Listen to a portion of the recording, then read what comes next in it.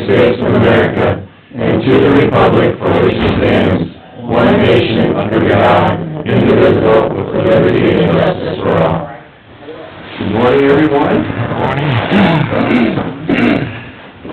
Entertain a motion to approve our agenda. So moved. Second. All in favor? Aye. And then we have minutes from the 11th, April. I move approve the minutes as printed. Second. Bruce? I'll second them. Thanks, Bruce. All in favor? Aye. Opposed? All right. Anybody with general public concerns today? Seeing none, I think the first thing we will do is hand out our award certificates that we have to do yearly. So I'll just go down through the list, and as your name's called out, you can come up and receive it. First one is Jan Bratton. We have There you 10 go. years of service already. Yeah, what's that? Congratulations. Thank you. Appreciate you. We got one for Paul. Carrie's got one for 15 years. Yep. Thank you. That. Cindy Berger, 10 years. Paul Jacobs was at, anyway, was 15 years. Tom Collins, he's a secondary road worker, he's got 15 years. Jennifer Green, 10 years. These road workers didn't come in, but they did. Danny Lipple's got 30 years, so he's been with us a long time. And so has Brian Nelson, they're both workers out of the Hardy Shift, 30 years. Wow. Dave Powell's got 10 already, I can't believe Jen and Dave got 10 years already. Alice Warner, and she's been here with us for 15 years, so we appreciate your service, and we'll see that the rest of them get these, and they can go from them.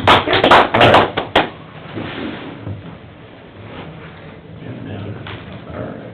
Hey, I would like to just take a minute to thank, we've looked through some of the cards and we got a mountain of flowers and for all of you that sent stuff and appreciation, and we're overwhelmed, so thank you very much. Well deserved. Yep. All right. Dean, you can come on up this morning. Okay. You can push that other one out. They always push the other one out because it kinda cramps. Yeah, I get tight in there. Shall I? There you go.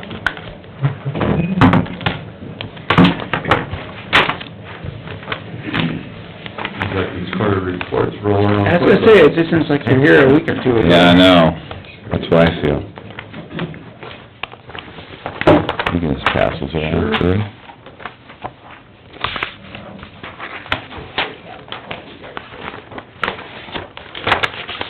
Here's Peggy.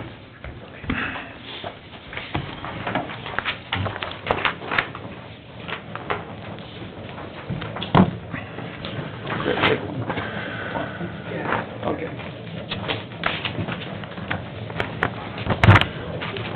Well, the veterans, budget for this last quarter is around 14% below the budget. So we spent $15,000 in the third quarter. Our budget was $18,000, so we're doing real well. Year-to-date, we're about 11.5% below our budget right now. We got 3 months to go. I project that if we don't have any major calamities, we'll end up with around 10% below our budget for the year. For county assistance, the rentals are our biggest part of the budget. Really, that we budget for the year $20,000 for rental assistance for county veterans who need assistance. We're about right on target for that. Food vouchers, again, we're about on target for that. We budget around $3,400 a year for that. Utilities and Mid-America, those are the four big county assistance that we give to veterans that are in need. Currently, claims that are pending, in my office, usually averages around 27 a month. And that is pretty normal. Most veterans that come in, they're looking for either, healthcare assistance, they're looking for compensation, for service-connected injuries, or they're looking for, pensions. I do have some coming in now for educational assistance, which is great. That means they're trying to, assist themselves and help themselves out a little bit more. Again, the healthcare, the compensation, pensions, those are our three, biggest, claims that usually come in, on a weekly, monthly basis. And that pretty much is the VA national. That doesn't really include the county assistance whatsoever. We have the honor flights coming up again, and May 7th is the first honor flight for this year, which is filled. And the second honor flight, of course, will be in September. The May one, we still have 7 World War II veterans going on that one. There are a few Korean, and then there's also the Vietnam veterans are now participating in that. So, like I said, we have another one going in September, and that'll probably be probably a few Koreans in that one yet too, but most of those will be Vietnam veterans.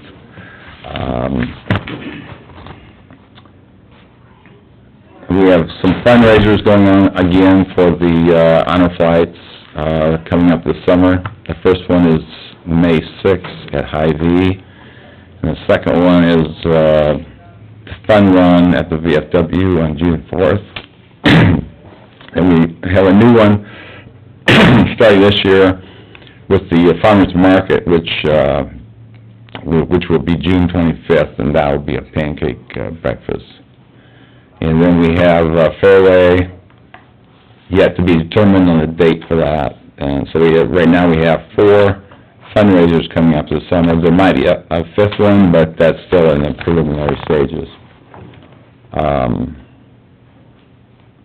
Like I said before, to me, the county of Humboldt County is very generous on helping out the veterans on these honor flights. There's a lot of money generated from this county to help support that.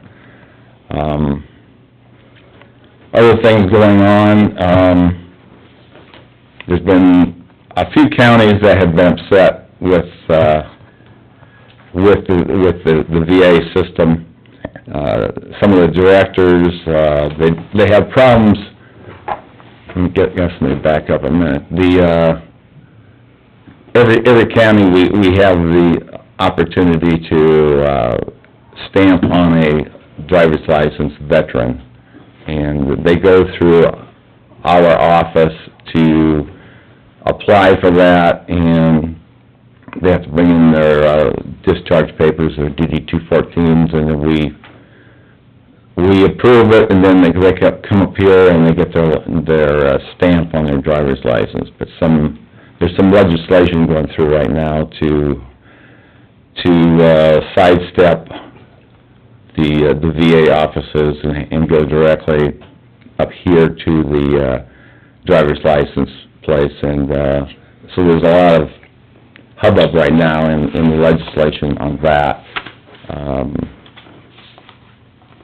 All of the directors, there's 99 directors out there, are pretty upset about it because it takes away from us to have the opportunity to, a veteran comes in, he wants to stamp on his license, but we have an opportunity now to visit with them. To visit with them. Programs.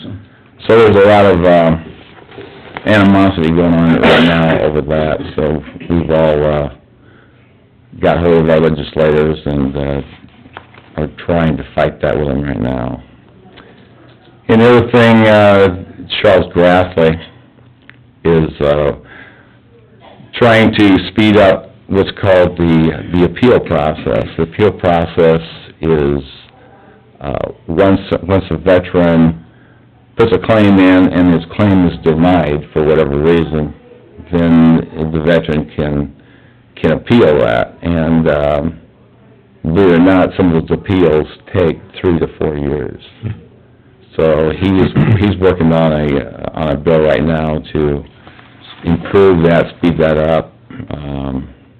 Hopefully he'll get some place with it, but, yeah, some of those appeals take 3, 4 years. It's crazy. So that's all I really have. I think the budget, we're gonna be in real good shape on the budget, so that's... Excellent shape. And the people come in your office, you get more, what's the age level, what's the span there? What are You they know, doing? I'd say the age level average is probably, anywhere from 50 on up. Are we getting any younger people to come in? We get some. Can you twist around and get them in the color guard? They're gonna... Yeah, I know. Go away someday. I know, I've asked, but, you know, the young guys, they don't really, I don't think it's any different than the Vietnam guys, really. The Iraqi guys, the Afghanistan guys, they don't really, They're all busy. they don't wanna participate with the Legions and the VFWs. It's changing, isn't it? Yeah. Is there a reason why your budget's so low, is you're not, I mean, Well, given his, it just depends on who comes in, Right. you know? I mean, if somebody comes in and needs assistance with a funeral, which could happen, Yeah. there could be, you know, $2,500 that we just, like that, gone, so. Right now, we budget $5,000 for funerals. This year, we have had no funerals. Last year, we had 2 that we helped with, so. well, I heard Mr. Mock passed away, and Yes, he he's did. World War II, wasn't he? Yes, yeah. So, I believe he's, I think tomorrow. yeah, visitation. So, All right. Dean, you want these back? Yeah. I make a motion, we accept this report. We have a motion on the floor, is there a second? I'll second the motion. All those in favor? Aye. All right, very good.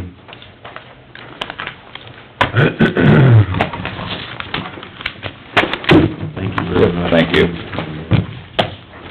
Well, let's drop down, we need 5 minutes for a public hearing at 8:50, so. First item there is authorize chairman to sign contract with Nyhart? For the report there.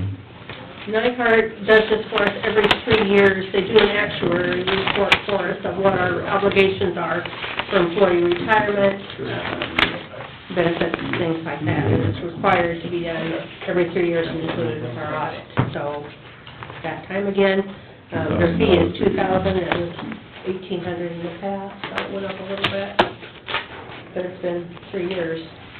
Yeah, and we're required to do this now. Yeah, we're required to do that. I'll make a motion to sign the contract with Nyhart for, report. All right, is there a second? I second the motion. All those in favor? Aye. Peggy just came about, what, 5, 6 years ago, and we just had me reporting. Yes, yeah. Okay. Every county has to do it. Next time, Peggy and I realized we still haven't filled our eminent domain board part. So Peggy, why don't you run through that a little bit and where we're at on that? Okay, we had 2 openings on the owner-operated, and Bruce, you were gonna talk to Kevin Talaire. I sent him a letter with some information, but he didn't get back to me. I didn't know if he got back to you and said he was interested, or was... The last I had talked to him, he said he was still interested, so I can try to give him a call. Okay, then we still would need 1 more person as an owner-operator, of agricultural property. We need, 1 more person on the owner of city or town property. So, if Kevin does, yeah, if Kevin does, we still need 2 people, 1 in the ag area and 1 in the town area. And it can be any town, Any we currently county, have... in the county. Yeah, we currently have like 2 representatives from Humboldt, 1 from Dakota City, one from Renwick and one from Livermore. So, Anybody have any ideas or thoughts? Carl, you anybody in town? Sounds like we'd go after Moe, get somebody up north. Yeah. yeah, Bullitt or Gilmore would be good, in the general city area. We knew anybody in the paper, you suppose they could put that in? I don't know. Then we're seeking applications. Yeah. It's That's sort of not, a hot button issue now with what's yeah, going on. there's the point. It hasn't hit here yet, but it could. It But Well, and we'll maybe try to remember, let's ask Mort if he could maybe work on somebody up in that area, but we need to probably get that one filled. We should get the whole county represented there if we could, but... Yeah, it's always better if we do, so. All right. That's it on that. Well, we could do committee reports, I think we better wait for the budget hearing. Sorry about that, Rick.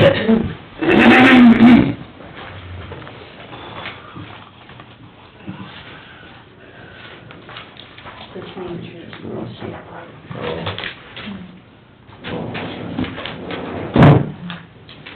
You can give this report, Michelle, that's all I have. Well, I'm just, actually, I was gone last week, so I have nothing for last week, but, back on the 4th, I had the LEC meeting on the, 4th of April. And that was about it for that week. Okay. I didn't have any committee meetings, I did have a brief meeting with Sarah on this meeting that we're having this morning with her, but nothing this week on my group, so. I had a light week also, the only thing I have is daycare, and I asked Michelle to give that report. No, Michelle and I work on that together. We basically have gone through, and we think they have a 2080 agreement about ready to go to the 5 entities. And we came up with a list of, a little brochure we're gonna go to people who are trying to raise funds with. Oh, okay. And we have a list of those, and people that's gonna contact them, so hopefully we get this thing going. The target date is open in the spring of 17. So we'll see what happens. what was the date for your daycare meeting? Wednesday, Wednesday? Tuesday the 12th. Tuesday the 12th. That was it for me. They didn't have any other meetings either, so it was our light week, I guess, so, it's good. Never happens before. Very often, does it? And Mort had something. All right, at this time, it's close enough, we will, motion to open the public hearing for the budget amendment for the FY 15-16. I'll make a motion, we open the budget hearing. Is there a second? Second. All in favor? Aye. All right. Well, it's time for public comment. I'll let Peggy run through this, and then we'll see if there's any questions. The amendments this time to the budget involve, in the public safety area, which is on line 18. I'm gonna check real quick and see if I got some extra copies for her. I'm sorry, guys. Give Mort's copy. Yeah. Slip Mort's copy out And there. then, yeah, I'll do more than that. This is my stuff here. Oh, I'm sorry. Mort picked his, I got one. He's over. I Bigger table. I think Mort picked his up at home or something. He wasn't here last week. No, you're gone, then pick on Rick week. I know. There'll be pick on Mort next week. Wait and see what we assigned you to last week when you were gone. Yeah. No, yeah. It wasn't that bad. No.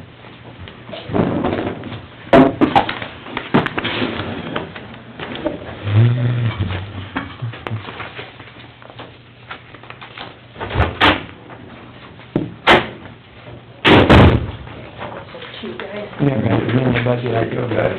So easy. Okay, in the public safety area, which is on line 18, we amended that by $66,000. Part of that was the EMA settlement that we paid out of general basic, and then EMA needed an additional allocation to finish out the rest of this year for funding. So, the total was $66,000. Under government services to, let's see, I better go in the order that they are on here. County environment, But not that big. that is on line 21. We amended that by $10,500, and it was repairs to the equipment for the weed sprayer, for weed commissioner. Oh, okay. There were a lot of repairs done this past year, All right, or this last few months.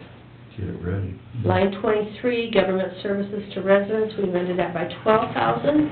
That is for new computers and printers for the election process.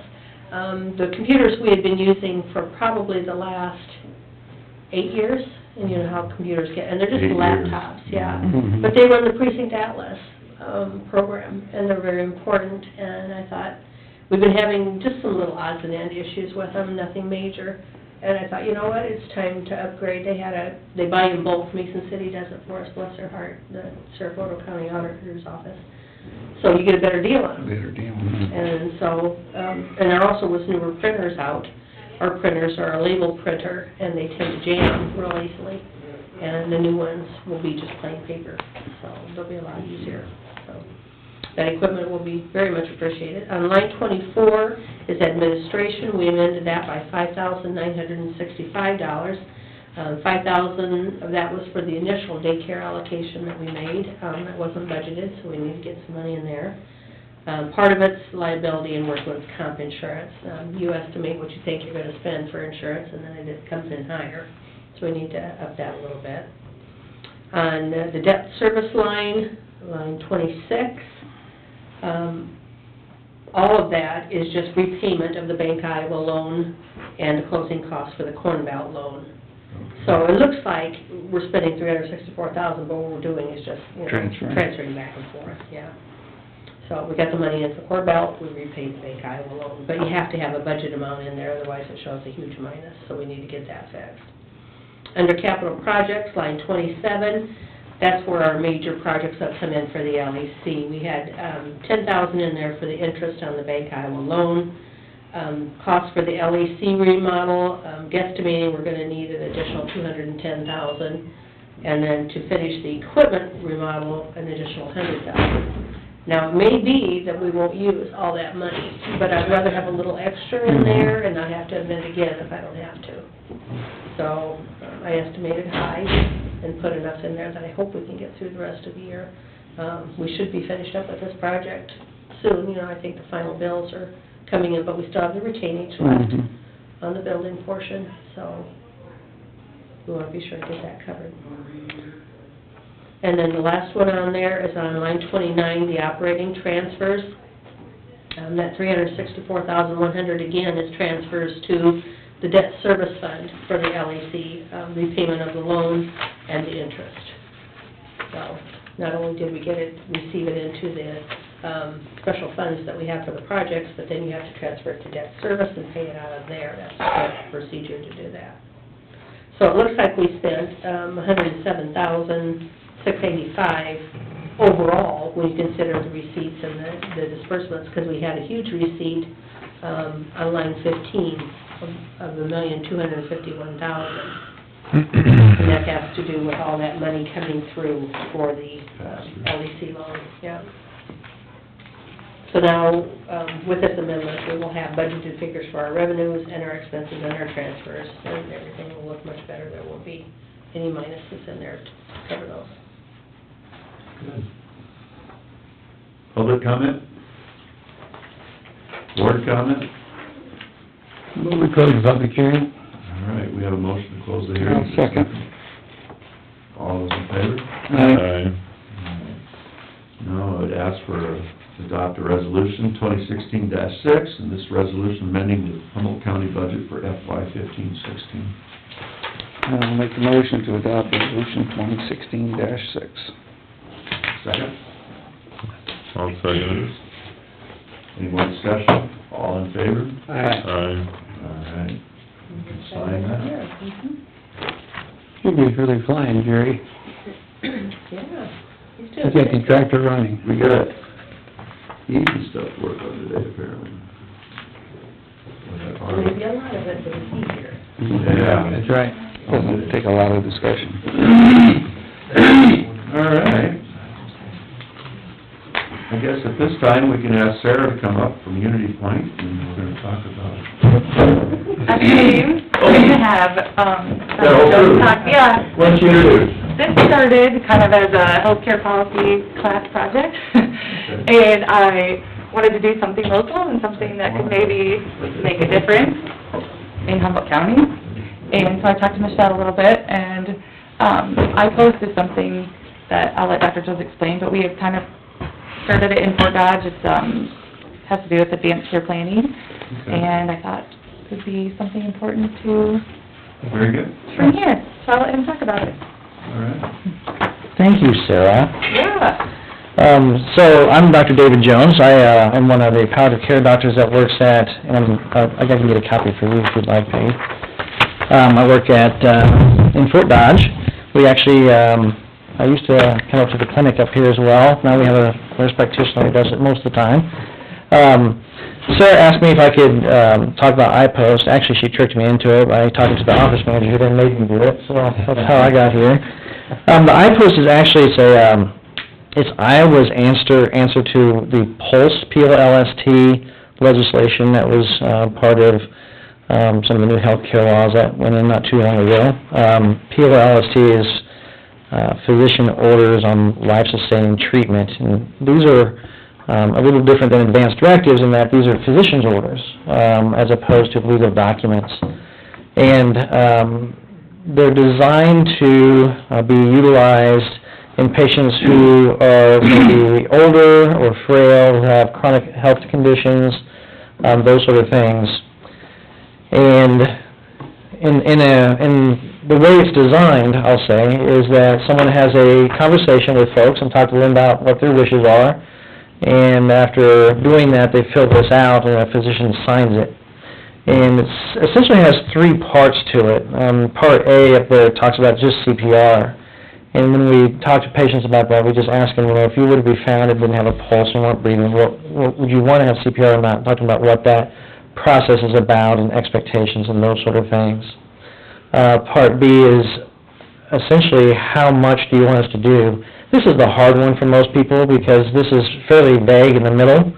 The outside parts, the top one and the bottom one, are pretty straightforward. You either want us to focus on comfort and quality of life, or do we want to do everything, to be aggressive in treatment?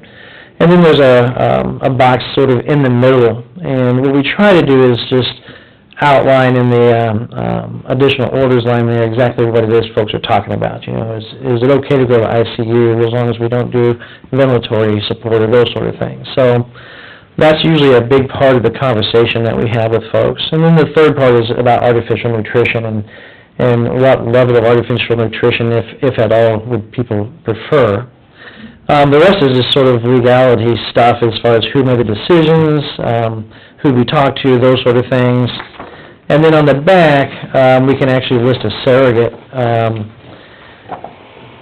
There's been some talk on the state level of changing that title, the surrogate. I'm not sure we're going to do that or not. This is actually just a contact person. It's different than the power of attorney as listed in advanced directives. But it does give someone a contact to get a hold of. Typically what I tell folks is if they have 4 or 5 kids but a couple more local, maybe we should put the local kids there and they can be in contact with other people or that sort of thing. So right now we've been fairly aggressive out of Trinity. We've got trainers that are trained to actually train people on how to do this and how to fill it out. And we've made quite a bit of effort to go out to care facilities and train some of their staff. That's kind of tough. There's a lot of turnover. And what we've discovered recently is a lot of the people that we've trained on how to do this have moved on. And we're kind of fortunate. At least one person went to a different care facility, so they're still in the system, yeah. So every so often we go out and we do some more training on this, on how to fill this out and how to use it and that sort of thing. Still a lot of bugs that we're working through, but it's a pretty good document. What we tell folks to do with it is to take it home and put it somewhere where it can be found. So if, for instance, EMS shows up at the house for some reason, they can have access to this physician's order. We usually tell people to put it on the refrigerator, except for those folks that have a refrigerator that's full of kids and grandkids' drawings and those sort of things. Do you fill some of these out as you go in for a regular appointment, or? So, I'm not sure how the primary care doctors are doing this yet. What we do is, typically when I start having these conversations with folks, I'll go through the steps with them. And then I'll either fill the form out at that time during that visit, or I'll have, we're kind of fortunate, we have a social worker, and we also have a chaplain, Phil Thompson, who can actually go out and meet people at their home, and fill it out there. Often what I find is the very first time I meet someone, I'll have these conversations. I'll give them a form to go home and talk with their family about, and then make an appointment for Phil or Patty Holes, our social worker, to go out to their home and meet with interested parties, them, their family, whoever, and get it filled out, and then they'll bring it back and I'll sign it. But this is something, and when I was talking to Sarah, my mom had a DNR, so when she was in her room, it's on the board, Right. the DNR, don't resuscitate. This is something that's basically gonna have to be in their possession, so that someone Right. can see, because this isn't gonna be on a computer that they look in Bruce Reimers' name and say, Right. hey, well, So far, this is the interesting thing, in Iowa, when the governor signed this into law, part of that law was to put the Iowa Health Alliance, IHA, is that what it stands for? Iowa Health Alliance, I believe. No, it's not the hospitals, I think it's the Health Alliance, and so, but there's nothing budgeted, okay? So, the biggest weakness with Iowa right now with this is, there's not a central repository, if you will. Some states do have that, where every time you update it, you go to a certain site, you update it on there, and that way, anytime they go to a doctor's visit or a hospital, you can look that up and find that information. We don't have that yet, so we're kind of struggling with how do we make sure that what we think is the updated information is. So for instance, if someone comes in and we copy their iPost into the chart, 6 months later they do a different one that says something different, right. but may not be scanned in, how do we make that work? So we're still struggling with that a little bit. The best thing is for people to carry it with them, or, have it available that someone can get it. The other thing that, I had another thought when you asked me that question, but I don't know what it was now. I turned 50 last week, so there's a lot of changes. I'm halfway through 50, so... I really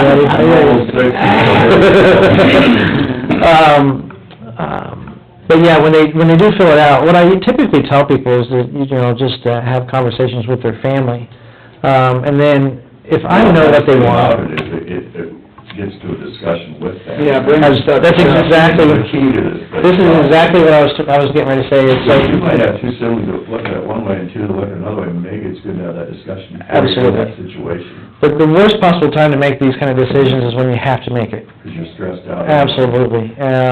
If nothing else, it prompts conversations with family, make sure people know what we want, what we don't want. Probably the best way is to send that home with the patient or the aging parent, so that they can initiate how that conversation will go, because... That's what I try to do. Maybe think, this is something we probably shouldn't be talking about, we never have done this, power Mhm. attorney and all those things, you might update all those things that you've never... Absolutely. And the nice thing is both our social worker and our chaplain can do both of those things. So they can do a power of attorney form as well, if that's not updated, or if it's not in place. And again, I really think the most important thing is to have those conversations. If I've talked to a patient, I know what they want. We've had some in-depth conversations about exactly what they consider, something they would want. The phone doesn't really mean a whole lot, because, well, it does, but I already know what it says, it makes sense to me, and I can have those conversations with anybody who may not have been part of that. The other thing is the DNR is a very, vague legal document. Basically what it says is, if I'm unconscious and I'm not expected to wake up and, that's the situation, and there's no chance of my survival, then this is what I want done. That's a very rare situation. Even very ill patients in the ICU on a ventilator, people get better all the time. So, what I tell people is, well, what is it that is something that you would consider an appropriate, or acceptable quality of life?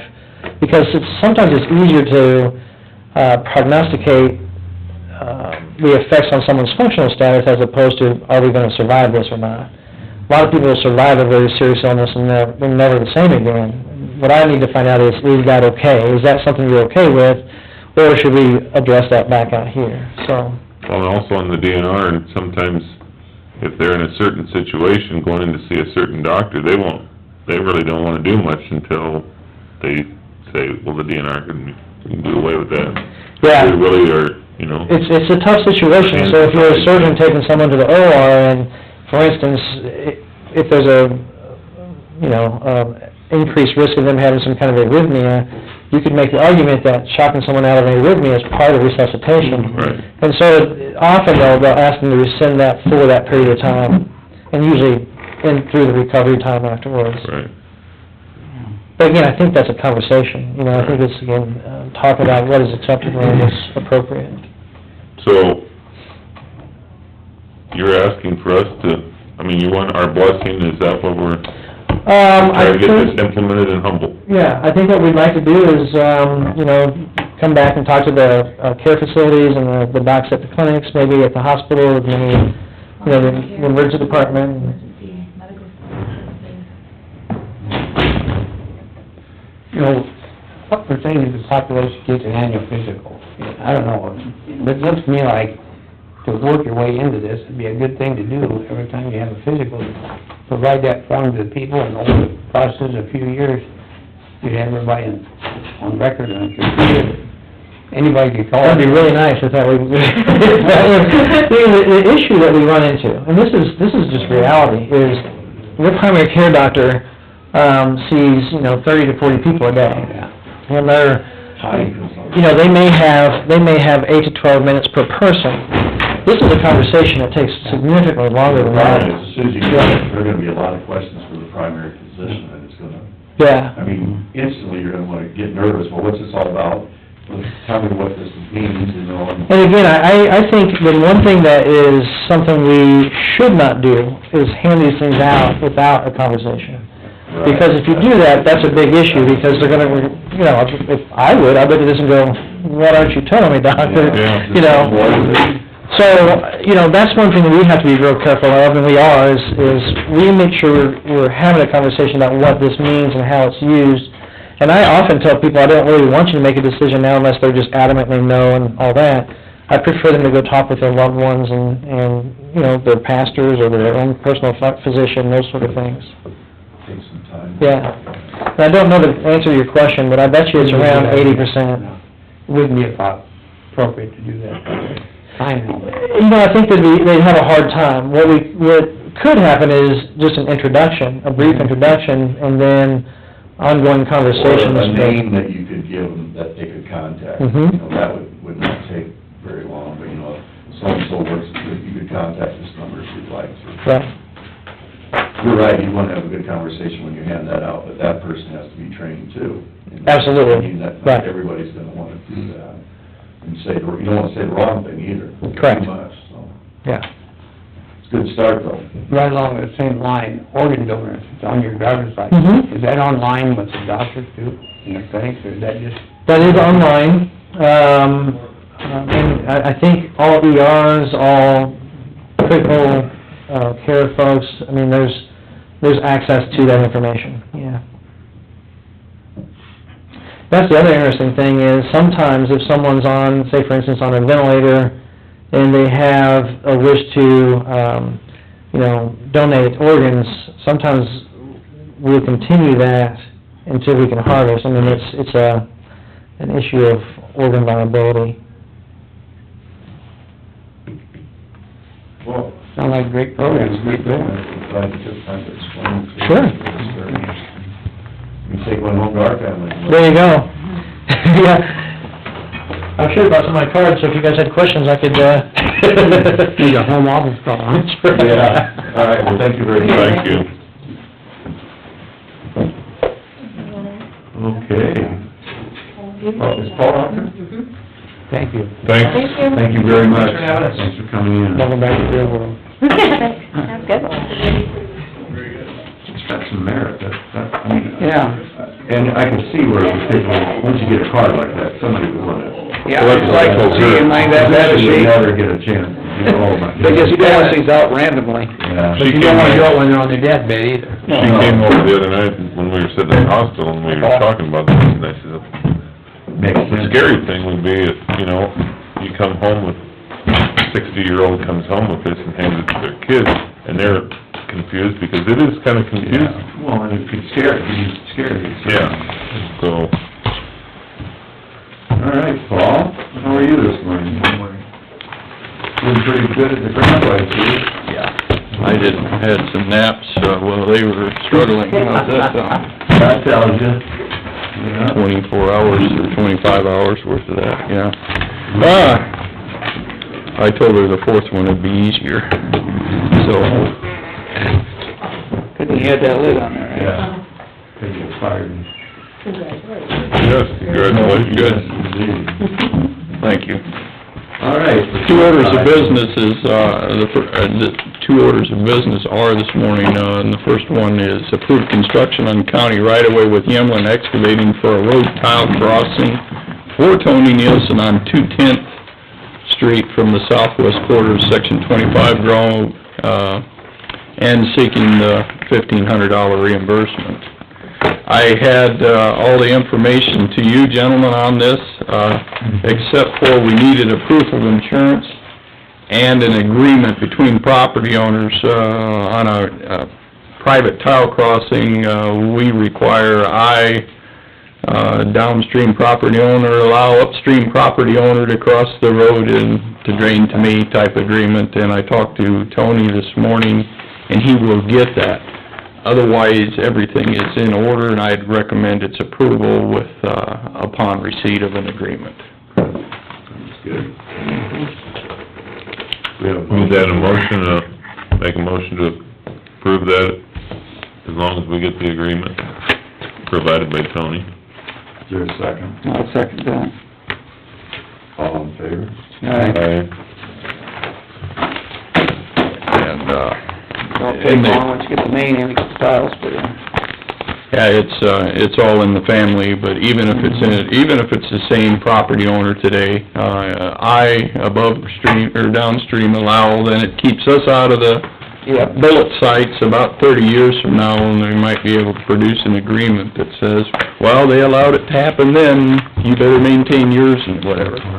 Second set of business, is approved plans and specs and set letting date for grading project LSG 16-1 and LG 16-2. These are our grading projects that we've talked about. We're finally getting them to bid. We need to get them to a bid and, allow for, a summer or late fall construction. We're proposing both of them to be tied, with a letting date of May 10th at 10 a.m. in the morning, and a late start date of August 22nd, with 30 working days.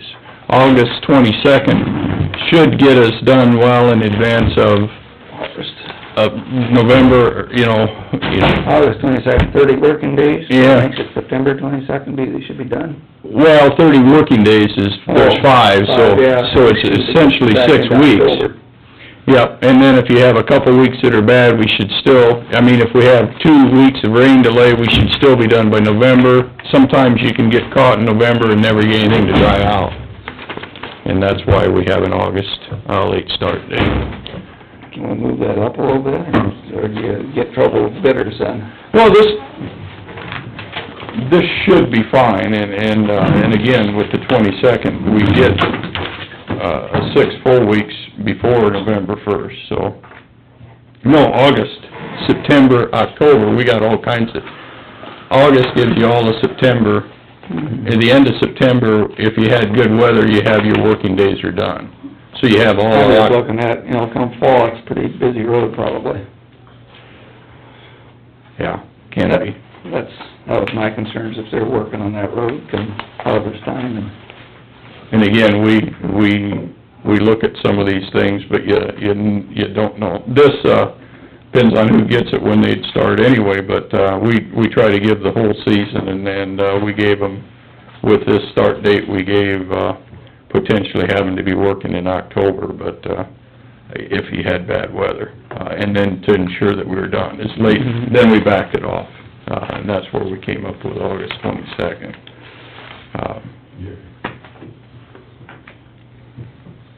Gary, go ahead. Talked to merchants that own the whole mile, Mm-hmm. that told them yesterday. own the other half mile, Nielsen's. They thought it was a done deal, nothing we could do about it, but, I wanna know how many people approach you and says we want the road graded. Paul, what is your thoughts? I didn't hear the question. How many people approach you and says we'd like to have that road graded up? None approached me. But have those other ones said they weren't, couldn't see the need, or didn't wanna do it, or no comments? No, we didn't. Max Reginas approached one of you people and said he was against it. You've been out and talked to Max, right? Ben talked to him Friday again. Okay. You know, one time they wanted to change that whole road configuration, but I don't know, 11 years ago, before you guys is... Change in which way, Gary? Well, it's got so many curves now, I wanna go out and just make one... Oh, Max's side. Yeah. Yeah, I don't Remember that, or you don't remember? Yeah, I would, That was before your time. yeah. No, we're not planning on acquiring any right-of-way with these projects. We're trying to utilize existing right-of-way and do what one contractor calls a pull-up. You pull up what you have and build a road grade. What will be the slope? Will it be 3-to-1? 3-to-1, it will be 2-to-1, the side slopes, 26-foot top, 2-to-1 sides, 6-foot ditch, and 5.2 feet from the center line of the road to the bottom of the ditch. So how much is it gonna raise the grade of the road? That'll vary. With the, What? I mean, you vary from what to what? from very little to a couple feet probably. I don't know. The Martians think it's a waste of money, I think it's a waste of money. You're taking a road that's safe to drive on now and turning it into one that if you go in a ditch, with today's machinery now, you don't have to worry. You said it was $60,000 project, but then you didn't add in how much it was gonna cost for rocks? No, the rock's in there. We added, for instance, on the curved roads up on top, we're gonna redo the intersection and try to put a cross pipe in that wasn't there before, on the top of the hill right by the river, where we have a regional slide area up there along the river. We're gonna improve that intersection by creating ditches on both sides and putting a cross pipe so that the water from the north, goes south and then, ends up in the east ditch going down towards, Divine Bridge. Not Divine, Murray Bridge. So what's that project estimated at? 100,000, we have one at 60 and one at 100,000 is our budget. And that's no rock in there. No, that's rock in there. We're supplying the rock, that's part of the project. Well, how much is the rock for a mile like that? Roughly. I don't remember what we had for total cost of rock. Yeah, the question, I think what you're asking is, What's the contractor cost? yeah, the contractor cost is, 100, and what was it again? No, contractor cost will be something under that. We have the total, including our day labor, to haul the rock at Okay. 60 and 100.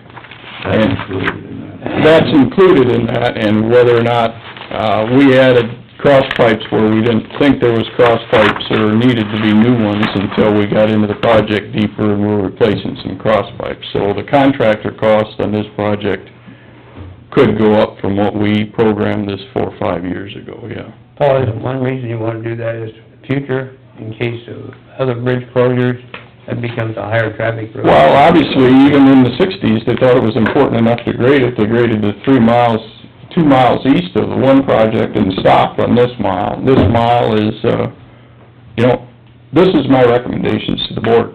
I don't care. Ben will not like it because there's 30-some sheets of project. Well, it's too bad. If we wanna trash it. I'm not gonna sit here and... It's too bad they... I recommend this is a part of the road system, this road can't go away. If this road isn't maintained, then the alternative would be to close and vacate. It's gonna stay just the same as it is for the next, who Well, knows? But if And it's the cost that we're looking at for the next You can exercise. always grade it later on. Why don't they want it, Gary? What's the opposition to it? Why, Because we ain't gonna, you're not gonna gain anything, it's just gonna be a waste of money. The road is fine now, doesn't have any more frost boils than a road that's got good drainage, and it's got drainage now, there's no water stands. When you get down there, there'll be water standing.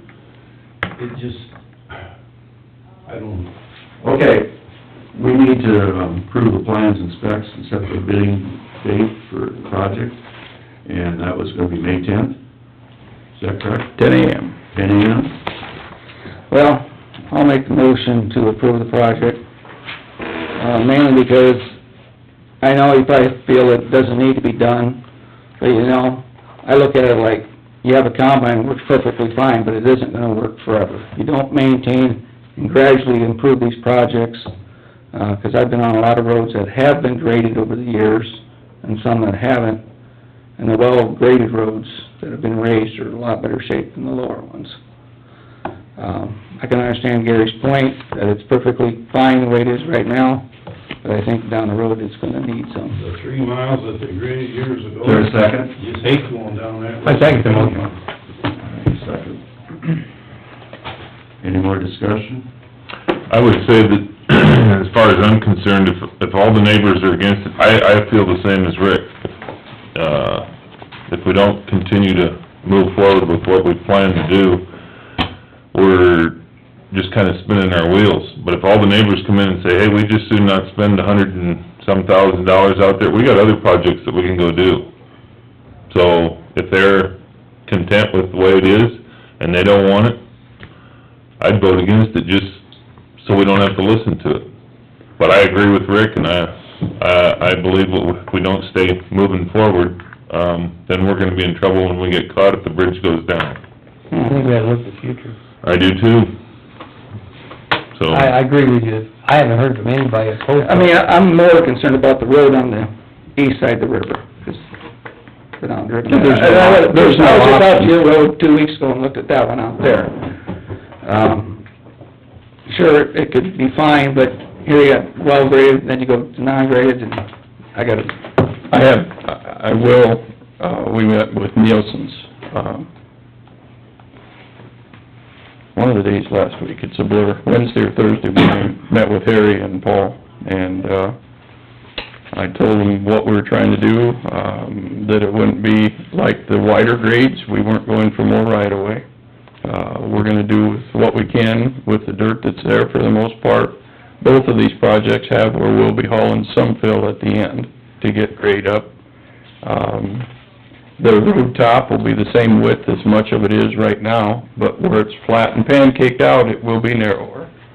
But the 26-foot top, right east of Nielsen's is pretty much 26-foot top. It'll be raised and sloped there. And then the options, reality is, either we maintain it as it is. We could, if these needs aren't there, it's candidate for a level B or even a close and vacate. All of the above apply to any road we have in the system, and if there isn't the support for the road beside them, and everybody wants to, close and vacate, we would do that in a hurry and put money into one of the adjacent roads, because in that particular mile, you can go north or south. On the east side of the river, you don't have a choice. You don't have a shot. That's a road that we're gonna maintain, and we can't do anything about it other than maintain it.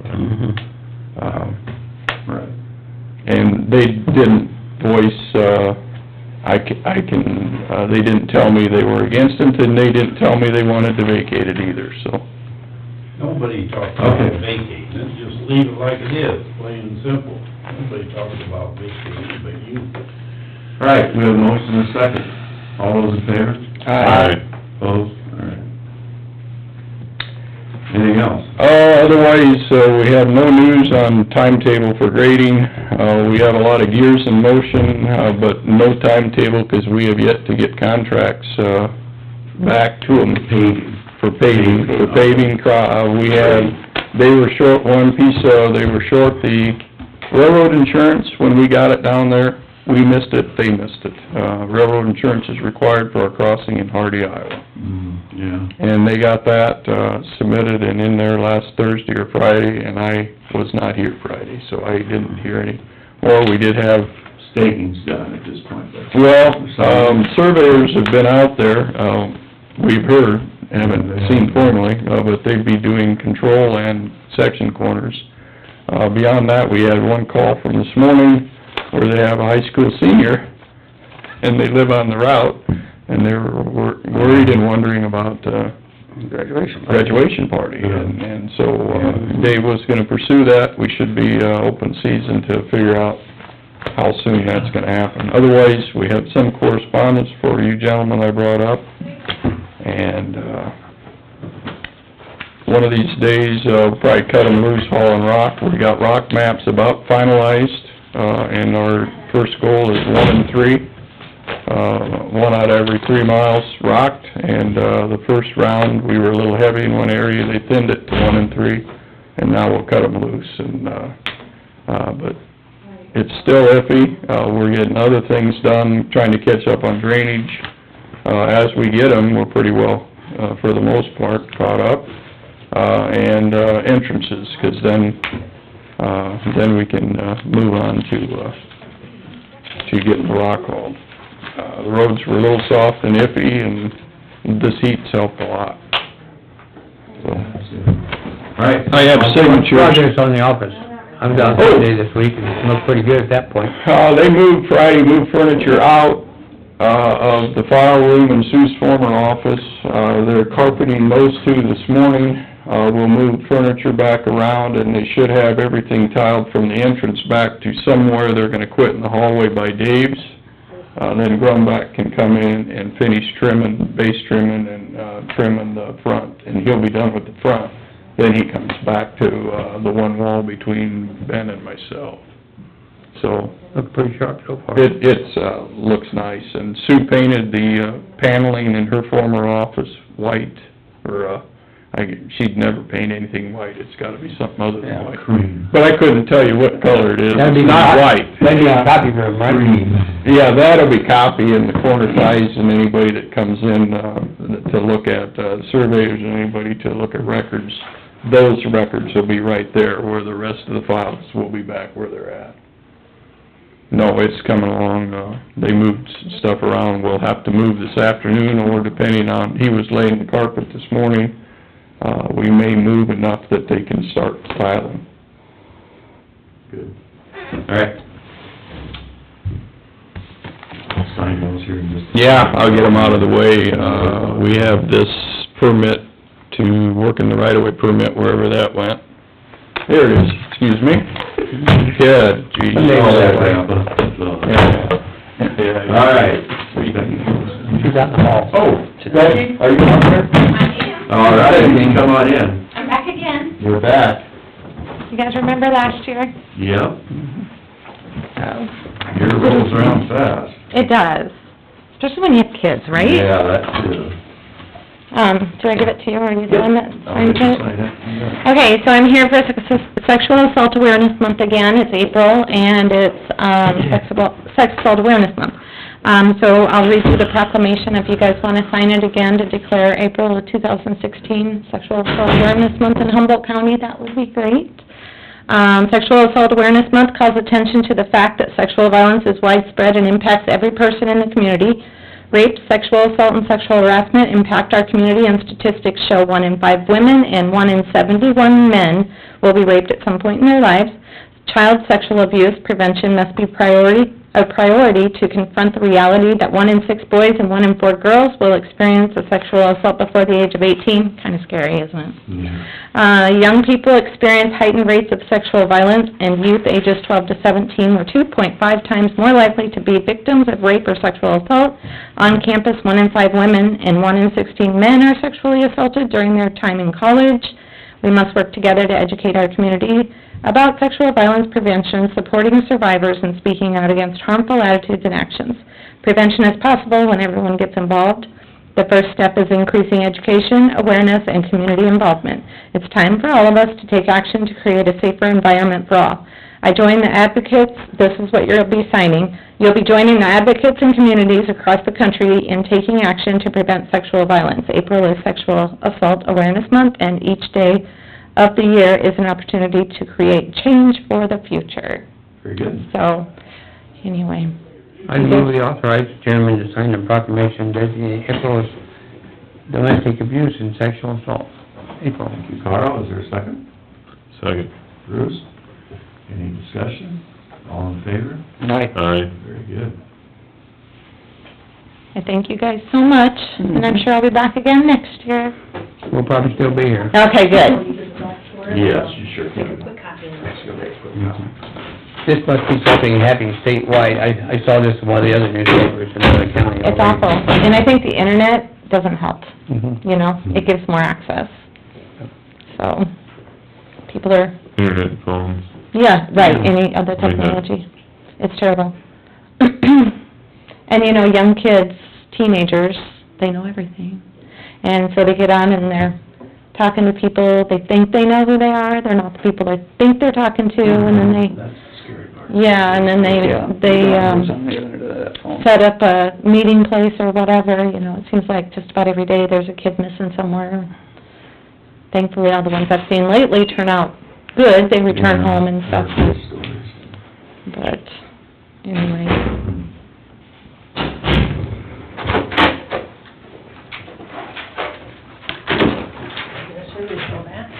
Okay, there is your copy. Thank you so much.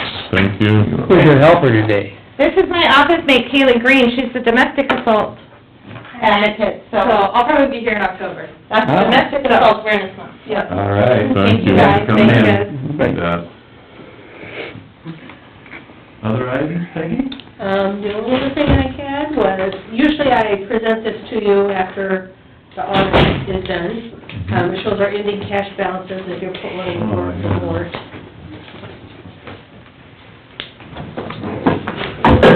Okay, I got 4 in there. Everyone to share with the press. Here you go, guys. I'd like to show like the past 3 years, we're still in fiscal year 15-16, that's why this isn't on here, it's not completed yet. Just to show where our cash balances are in the 4 funds that you have control over, general basic, general supplemental, mental health, and work services. So when you look at the bottom, it shows we increased general basic from last year to this year by about $9,000. We increased general supplemental by about $14,500. Increased mental health by about $14,700, and increased rural services by $29,600, which is a total of $67,800. It sounds like a lot of money, but when you spread it out between all the funds, rural services was desperately low in fund balance for a long time. We needed to build that up. So then on the backside, I just showed you, back in 2004, 2005, we've had a drastic drop in our urban prices, $72 million that one year. And it took us actually until 2010, 2011 to get that back up to a plus, to where it should be. And then we started, and we still have just gotten to the point where we're above the 72 million. It takes a while. And I know there's been talk that there could be another drop in agricultural prices, and if that happens, it just shows you progress of how long it takes to recover. Yeah, 'cause you can only go You up. can drop by a huge amount, but you can only go up by 2% every year, so it takes a while. It never goes up then, because you have a few good years and then bang, and it's probably pretty static. Yeah. So, just informational for you. That was good. Okay. Anything else, guys? Was good? Anything up in Bradgate, what, is it drying up any less I heard nothing from no water? I haven't either. I don't really haven't, so. I did, forgot to mention, LEC got their, evidence lockers put in, I guess. Oh, good. I haven't been down to see them I'm yet. sure Davis did a good job, and then he's pretty hands with the welder. Mhm. The clerk from Bradgate was in one day last week, and she said her yard was dry. It was one of them that had normally been very wet, but she said she didn't think there was being any progress made on what's the cause of it or how to fix it. Right, that's what we gotta have that, we'll have that hearing before we'll get any further, so. Okay, motion to adjourn? So move.